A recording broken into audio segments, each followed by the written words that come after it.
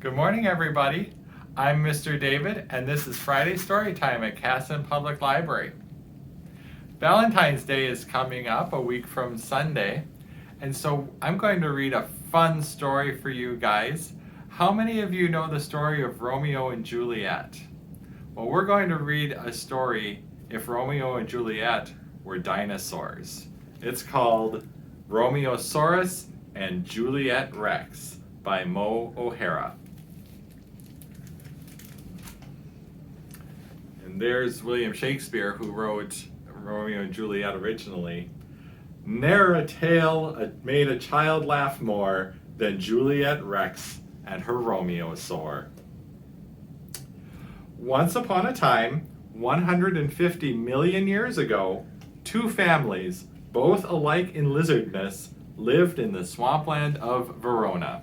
Verona is a town in Italy.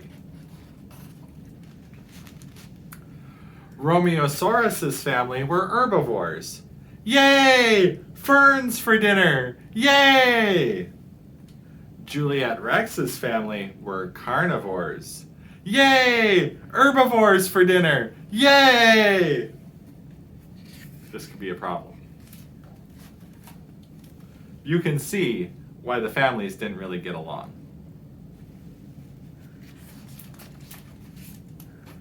One day, Juliet Rex was stomping through the swampland on her way to the Dinosaur Ball. "Do my arms look small in this?" she asked her nanny, Nursedactyl. "Of course, dear," Nursedactyl answered. Meanwhile, Romeosaurus was clomping along with his friend Mercutiotops on his way to crash the ball. Now, usually when a Stegosaurus and a Triceratops crash a ball, you would know it. But this time, they went in disguise because it was a masked ball for carnivores only. The carnivores really knew how to throw a party, and Juliet Rex was waving her tiny arms in the air like she just didn't care when she spotted a dinosaur who she had never seen before. He swished his tail at her to say hello. She thumped her tail back to say, "I might be casually waving hi, or I might just be swatting a prehistoric bug. Your call." So Romeosaurus went over, and the two dinos danced. They giggled, they talked, they played, and they started to become friends. "Do you want to get something to eat?" Juliet Rex asked as she led Romeosaurus over to the buffet. "Auntie Gladys!" Romeosaurus gulped.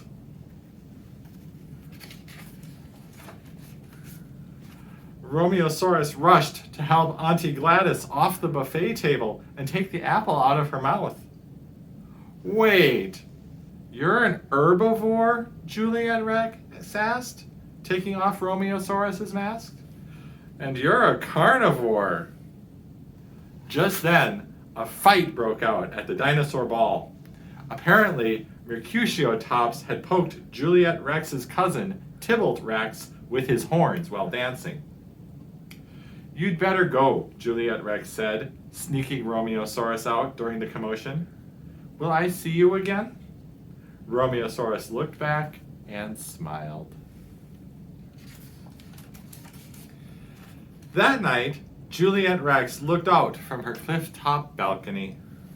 "Romeosaurus, Romeosaurus, wherefore art thou, Romeosaurus?" "Psst! Down here," Romeosaurus answered. "Stegosauruses aren't very good at climbing. It's the tail, really, and the weight, and the complete lack of claws to grip anything, and..." "There's a stone ramp over there," Juliet Rex interrupted. "Oh, thanks." Once again, they giggled and played and talked and laughed, and they became true friends. "My family would never want me to be friends with you," Juliet Rex said. "I mean, I could never invite you over for dinner. You'd be the main course." "My family wouldn't like it either, especially Auntie Gladys," Romeosaurus said, sighing. "Then what can we do?" Juliet Rex wondered. When Nursedactyl woke the next morning, she found that JulietRex's bed had not been slept in, and she found a note. An herbivore is my true friend, so off I go to the swampland's end. Nursedactyl flew down to the herbivore's home and tapped her talon on the door. Auntie Gladys answered. "Ah!" she screamed, and then fainted. Mercutiotops pulled Auntie Gladys out of the way. Nursedactyl showed him JulietRex's note, and he showed her the note Romeosaurus had left for him. You have always been a friend to me, but a carnivore has set my heart free. Nursedactyl made a face. They're not very good at poetry, but they do seem to care a lot about each other, even though they're so different. They have bad poetry in common, I guess, Mercutiotops added. We need to find them.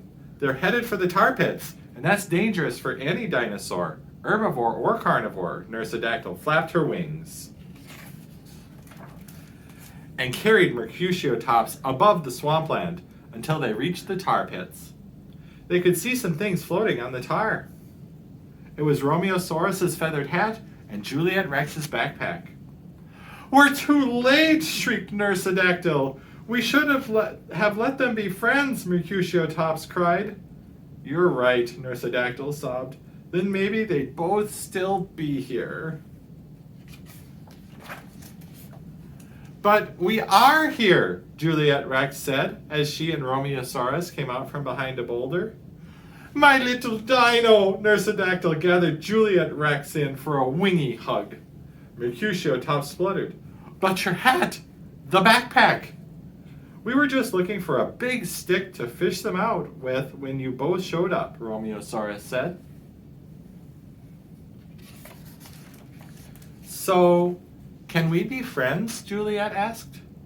And just to be clear, carnivore friends don't eat other friends, right? Romeosaurus added. I could never eat a true friend of my darling JulietRex, Nursedactyl said. Then she whispered to Romeosaurus. But if you break her heart, you're in a sandwich by lunchtime. Got it? So it's a deal. Carnivores and herbivores will be friends, Mercutiotops said. And they all shook hands on it. Well, except for JulietRex, as hers wouldn't reach. But she nodded in agreement. And they lived happily ever after. Until.